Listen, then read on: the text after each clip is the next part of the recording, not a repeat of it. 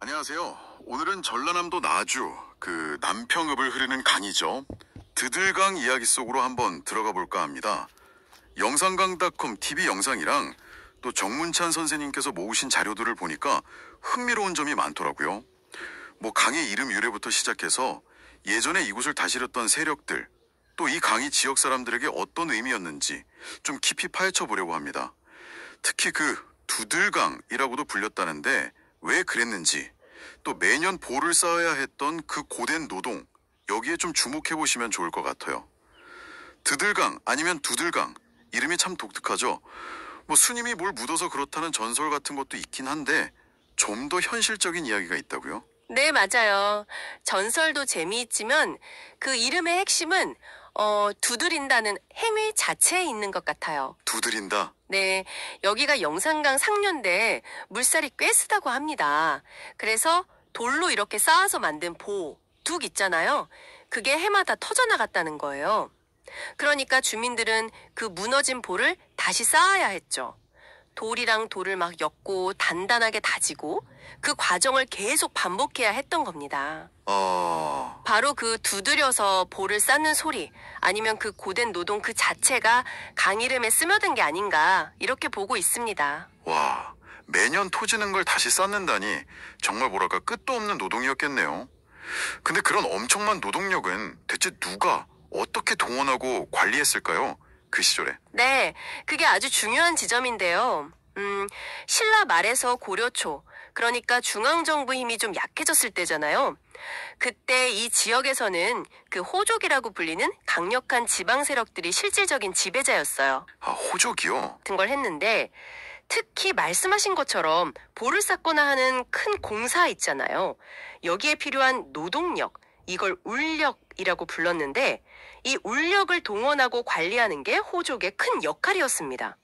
정문찬 선생님이 기증하신 그 자료들, 고문서나 비석 같은 거 270여 점이 있는데, 거기에 보면 남평 정씨 같은 이 지역 호족들이 어떻게 활동했는지, 또 이 울력 시스템으로 어떻게 지역을 장악했는지, 이런 게 생생하게 나와요. 아하, 그러니까 단순히 세금 걷는 걸 넘어서 그 볼을 쌓게 하는 울력 동원 자체가 어떻게 보면 호족들의 중요한 권력 기반이었다, 이런 말씀이시군요. 그렇죠. 강을 다스리는 기술, 그리고 그에 필요한 사람을 동원하는 힘, 이게 곧 권력이었던 거죠. 와, 강을 다스리는 게 사람을 다스리는 거였다니. 그럼 이 드들강은 농사에 물대는 것 말고 또 다른 역할도 있었나요? 물론 농업이 가장 중요했죠.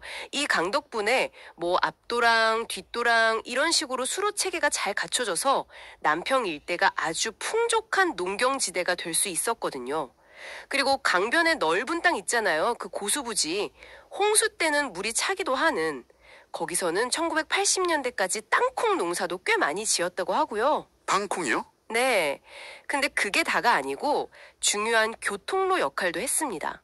지금 남평초등학교 뒤편쯤에 예전에 나루터가 있었대요. 나루토라면, 배가 다녔다는 거군요. 그렇습니다. 기록을 보면 이 마루터를 통해서 봉산 같은 좀 더 내륙 지역에서 난 동산물, 땅콩이나 곡식 같은 거요. 심지어 땔감용 나무까지 실어 날랐다고 하니까요. 당시 물류 이동에 있어서 꽤 중요한 통로였던 거죠. 사람도 오가고 물자도 오가고, 또 강변의 그 솔밭 유원지 같은 곳은 옛날부터 사람들 쉬고 만나고 하는 그런 공간이었고요. 말 그대로 삶의 터전이자 중심이었던 셈입니다. 그렇군요. 시간이 흐르면서 강의 모습도 또 그 역할도 많이 변했겠네요. 네, 많이 변했죠.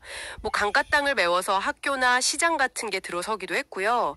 까막방죽 같은 그런 옛날 지명들은 이제 지도에서도 찾기 어렵고요. 돌로 쌓던 보는 일제강점기 때 수리조합이라는 게 생기면서 좀 바뀌었고, 지금은 현대적인 양수시설로 다 대체됐죠. 그렇죠. 다리가 생기니까 나루터 기능도 자연스럽게 없어졌고요. 이렇게 많은 변화가 있었는데, 그럼에도 우리가 오늘 이야기에서 좀 기억해야 할 점이 있다면 뭘까요? 과거에 그 호족들이 울력이라는 공동체 노동을 통해서 만들고 또 관리했던 보나 수로 같은 기반 시설들을 있잖아요.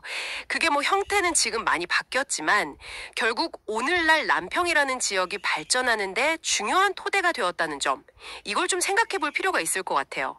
1000년 전 사람들의 그 고된 노동이 지금 우리의 삶과 전혀 무관하지 않다는 걸 보여주는 거죠. 네.